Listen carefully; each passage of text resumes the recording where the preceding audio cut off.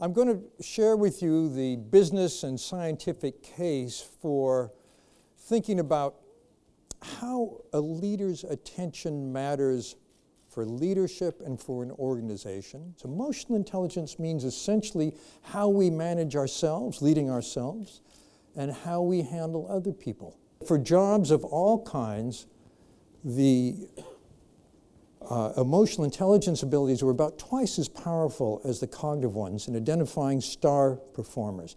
That does not mean that cognitive skill doesn't matter. It matters enormously.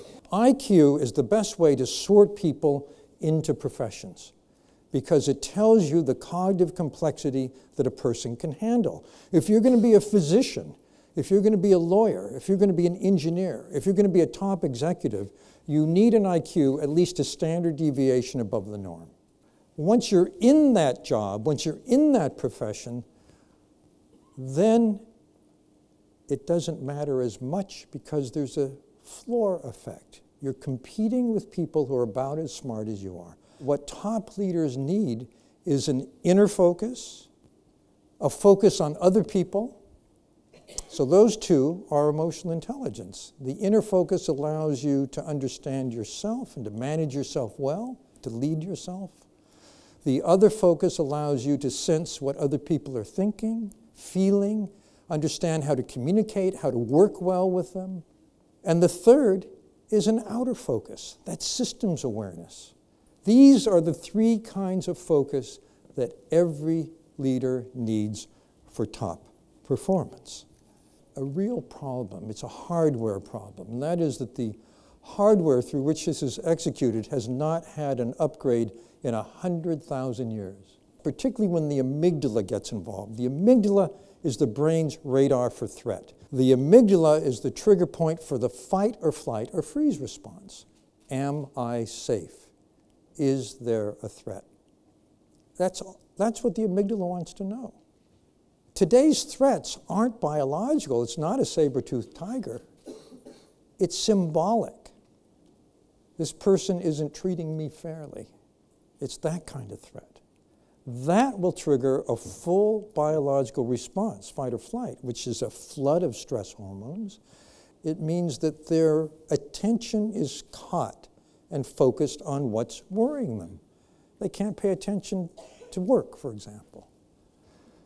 I went to PS 112 in New York City. It's in Spanish Harlem, which is a very impoverished part of the city. And the teacher said to the class, how many of you know someone who's been shot? Every hand went up.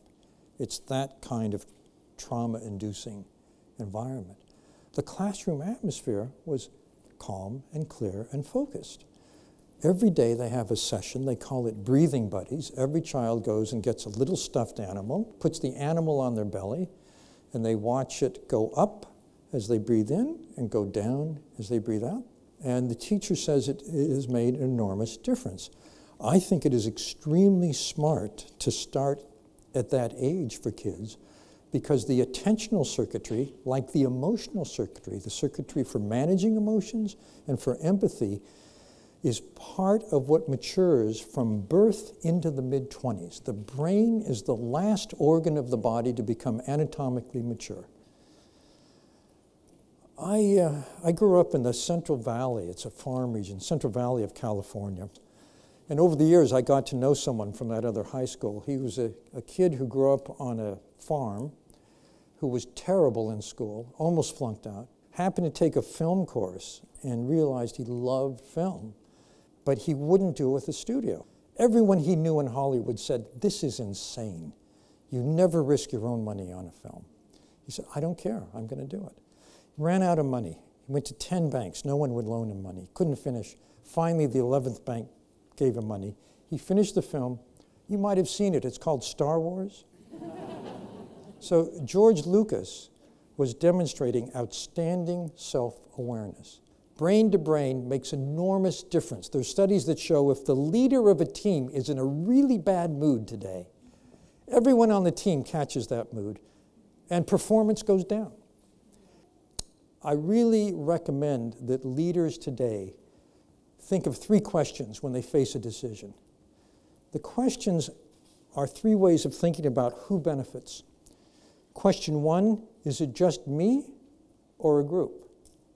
Question two, just our group or everybody?